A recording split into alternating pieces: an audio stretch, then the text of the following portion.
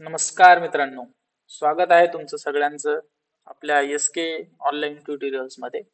आज आपण आपला सी प्रोग्रामिंग मधला फर्स्ट कोड लिहून बघणार आहे.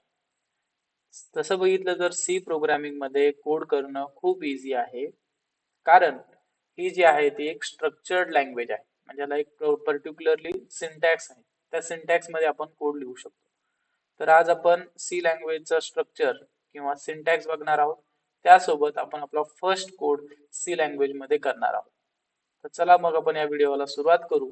इथे स्क्रीनवरती तुम्हाला एक सिंटॅक्स किंवा सॅम्पल प्रोग्राम तुम्हाला दिसत असेल. सो सी लँग्वेज मध्ये नेहमी सी लँग्वेजचा कोड लिहिताना आपण त्याची सुरुवात एक हेडर फाईलने करत असतो. जसे की तुम्हाला इथे दिसत असेल hash include studio dot H. त्यानंतर तुम्ही इथे इंट मेन किंवा वाईड मेन लावू शकता. Curly bracket open that is scope. Okay, आणि इथे तुम्हाला हवंय ते प्रिंट करू शकता. सो बेसिकली या प्रत्येक लाईनचा मिनिंग मी तुम्हाला समजून सांगणार आहे. सो ही फर्स्ट लाईन जी आहे त्याचा अर्थ काय होतो, जेव्हा आपण लिहितो हॅश इन्क्लूड म्हणजे आपण एक फाईल इन्क्लूड करतोय. stdio डॉट एच याचा मिनिंग काय बघूया. आता कोड लिहिताना स्पेलिंग मिस्टेक अलाउड नाहीये. ओके, त्यामुळे सगळ्या गोष्टी स्पेलिंग वगैरे व्यवस्थित लिहायची. आणि सी लँग्वेज मध्ये स्मॉल आणि कॅपिटल लेटरचा सुद्धा मिनिंग वेगळा होतो. तर तुमची स्पेलिंग चुकली, एखाद्या वेळेस कॅपिटल स्मॉलच्या ऐवजी कॅपिटल लेटर वापरलं तर तुम्हाला एरर येण्याची शक्यता आहे. सो नेहमी आपला सी प्रोग्रामिंगचा कोड लिहिताना आपण सुरुवात कशाने करणार, हॅश इन्क्लूड अँग्युलर ब्रॅकेट, याला काय म्हणतो आपण, angular bracket open, then STD stand for standard. हा जो वर्ड आहे स्टँडर्ड त्याच्यामधनं हे एसटीडी घेतलेलं आहे, S T and T standard. Then I O that is input output, त्याला स्टुडिओ डॉट एच असं सुद्धा काही लोक रीड करतात, किंवा stdio डॉट एच असं जर रीड केलं तरी चालेल. सो एसटीडी मधलं STD stand for standard, I stand for input and O stand for output. Okay, and dot h is the extension file. Dot h is the extension file. Dot h काय represent करतं की header file. S stand for header file. जसे की आपल्याकडे PDF file असेल तर त्याच्या पुढे एक्सटेन्शन काय असतं, डॉट पीडीएफ. एखादी एक्सेल फाईल असेल तर डॉट exe. त्याच प्रकारे हेडर फाईल असेल तर त्याचं एक्सटेन्शन काय असेल, डॉट एच. याचा अर्थ काय होतो की स्टुडिओ डॉट एच नावाची जी काही लायब्ररी आहे ती आपण इन्क्लूड करतोय.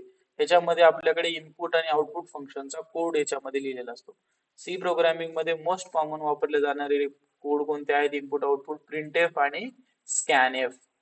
तर शॉर्टकट मध्ये या फंक्शनचा मिनिंग सांगतो. एखादी गोष्ट जर आपल्याला प्रिंट करून हवी असेल किंवा डिस्प्ले करून हवी असेल त्यावेळेस आपण आउटपुट फंक्शन म्हणून प्रिंटएफ वापरतो. आणि जर आपल्याला काही डेटा युजर कडनं काही इनपुट द्यायचे असेल तर इनपुट म्हणून आपण स्कॅनएफ फंक्शन वापरतो. ऑब्विसली आपण हे कोड मध्ये जेव्हा फंक्शन वापरू त्यावेळेस तुम्हाला जास्त क्लॅरिटी येईल. तर तत्पूर्वी चालू करूया. Hash include studio dot H. I hope ही फर्स्ट लाईन तुमची क्लिअर झाली असेल. Then second line of code काय असेल तुमचा, इंट मेन किंवा वाईड मेन. इंट मेन तुमच्या कंपायलरला काय करतं, स्टार्ट ऑफ प्रोग्राम ते सांगत असतो. सो इंट मेन इथं तुम्ही यूज करू शकता किंवा वाईड मेन तुम्ही यूज करू शकता. बट इंट मेन आणि वाईड मेन मध्ये फरक काय, जर तुम्ही इंट मेन ने सुरुवात करत असेल तर तुमच्या कोडचं शेवटचं वाक्य कंपल्सरी रिटर्न झिरो असलं पाहिजे. म्हणजे इथे रिटर्न झिरो लिहिणं कंपल्सरी आहे कोड संपल्यानंतर. आणि वाईड मेन लिहिलं तर रिटर्न झिरो लिहिण्याची गरज नाही. सो असं आहे. सो स्टँडर्ड प्रॅक्टिस मध्ये आपण इंट मेन वापरत असतो, तर आपण इंट मेन वापरलं तरीही चालेल किंवा तुम्ही वाईड मेन वापरत असाल तरी काही अडचण. त्यानंतर आता इंट मेन लिहिल्यानंतर आपण कर्ली ब्रॅकेट ओपन करतो. या कर्ली ब्रॅकेट मध्ये आपल्याला आपला कोड प्रिंट करायचा असतो किंवा लिहायचा असतो. तर आता आपल्याला जर सपोज जो मोस्ट पॉप्युलर कोड आहे सगळ्यांचा सी प्रोग्रामिंग शिकत असताना पहिला कोड काय असतो, हॅलो वर्ल्ड. तर तोच कोड आपण आज इथे लिहिणार आहे, दॅट इज प्रिंटएफ. मी तुम्हाला मगाशी सांगितलं होतं की प्रिंटएफ हे फंक्शन एखादी गोष्ट डिस्प्ले करायची असेल किंवा आउटपुट स्क्रीनवरती पाहिजे असेल तर तुम्ही प्रिंटएफ हे फंक्शन वापरता. So printf double quotation mark, याला काय म्हणतो आपण, double quotation mark. Printf hello world. Okay, double quotation close bracket close. Bracket close झाल्यानंतर आपण इथे एक सेमी कोलन देतो. या सेमी कोलनचा अर्थ काय होतो, एंड ऑफ द ब्लॉक, की आपलं ती line end of the block किंवा एंड ऑफ द लाईन, इथे आपली लाईन संपलेली आहे. अशा प्रकारे तुमचा हा काय झालेला आहे, सी प्रोग्राम लिहून झालेला आहे. बघा, तुम्ही तुमच्या लाईफ मध्ये जे लोक नवीन सी प्रोग्रामिंग शिकत असेल त्यांनी त्यांचा लाईफ मधला फर्स्ट कोड केलेला आहे.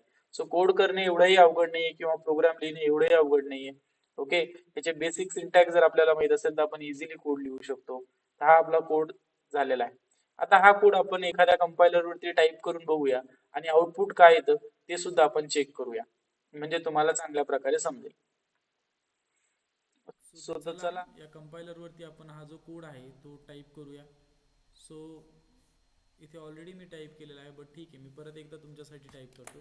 तर काय सुरुवात करणार आपण, hash include angular bracket open, then studio, hash include angular bracket open studio dot H angular bracket close. Next लाईनमध्ये इंट मेन किंवा वाईड मेन तुम्ही काही वापरू शकता. फक्त काळजी काय घ्यायची, इंट मेन जर लिहित असाल तर तुम्हाला रिटर्न 0 लिहिणं कंपल्सरी आहे. इंट मेन त्याच्यामध्ये आपण कर्ली ब्रॅकेट टाकलाय. आपल्याला काय करायचं, आपला पहिला कोड लिहायचा, that is printf bracket close hello world. Okay, आणि ब्रॅकेट क्लोज केल्यानंतर इथे आपल्याला काय द्यावं लागेल, सेमीकोलन द्यावं लागेल. आणि वरती रिटर्न 0 लिहिल्यामुळे, सॉरी इंट मेन लिहिल्यामुळे रिटर्न 0 लिहिणं कंपल्सरी आहे. सो अशा प्रकारे आपला कोड टाईप करून झालेला आहे. आता आपण कोड रन करून बघूया की आपला कोड सक्सेसफुली रन होतोय का. सो इथं रन बटन वरती क्लिक केलं, बघा आउटपुटमध्ये आपल्याला काय मिळालं, हॅलो वर्ल्ड.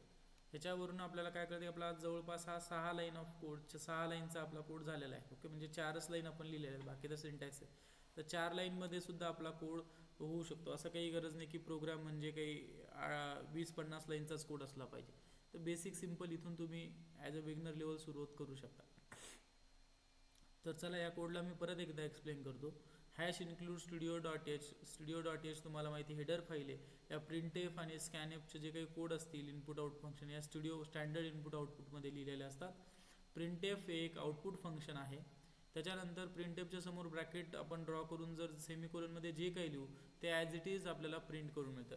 लेट्स से याच्यामध्ये आपण आपल्या चॅनलचं नाव लिहूया, बघूया दिसते का, हॅलो वर्ल्डच्या ऐवजी SK ऑनलाईन ट्युटोरियल. सो हे नाव आपण लिहिले आणि ह्याला रन करून बघूया.